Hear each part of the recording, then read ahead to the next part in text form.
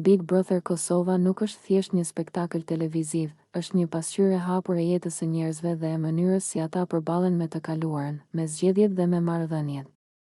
Një nga momentet më të veçanta ishte biseda mes Lavdrimit dhe Albës, ku u trajtua një pjesë e jetës private të Albës, një rrëfim i sinqert që zbulon shumë për karakterin dhe për rritjen e saj personale. Kur Lavdrimi e pyet nëse ka qenë e martuar, Alba përgjigjet pa hezitim: "Po, ishim 4 kurorë në një familje, në një shtëpi." Ajo tregon se parat i mbante një person dhe kur kishte nevojë për të, thoshte burrit ose të atit. Ky rrëfim i thot publikut se në familjen e saj ekzistonte një ekuilibër i qetë. Një mënyrë e veçantë bashkëjetese ku financat dhe përgjegjësitë ndaheshin në mënyrë të rregullt, duke siguruar kushte të mira për të gjithë. Ajo që bie në sy në këtë rrëfim është sinqeriteti dhe qetësia e Albës. Ajo nuk fshihet pas fjalëve, nuk përpiqet të idealizojë të kaluarën, por thjesht e përshkruan atë ashtu siç ka qenë.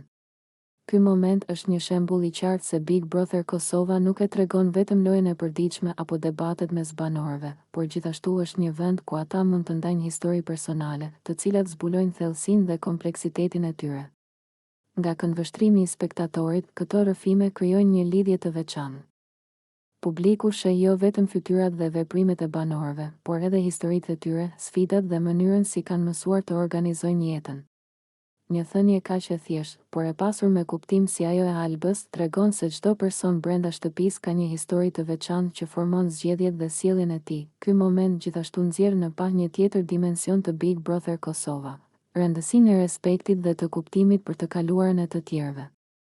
Në një ambient ku ndonjëherë tensioni dhe debatet dominojnë, ka vlerë të ndalemi dhe të dëgjojmë rrëfimet që flasin për familjen, përgjegjësitë dhe mënyrën se si individi ka mësuar të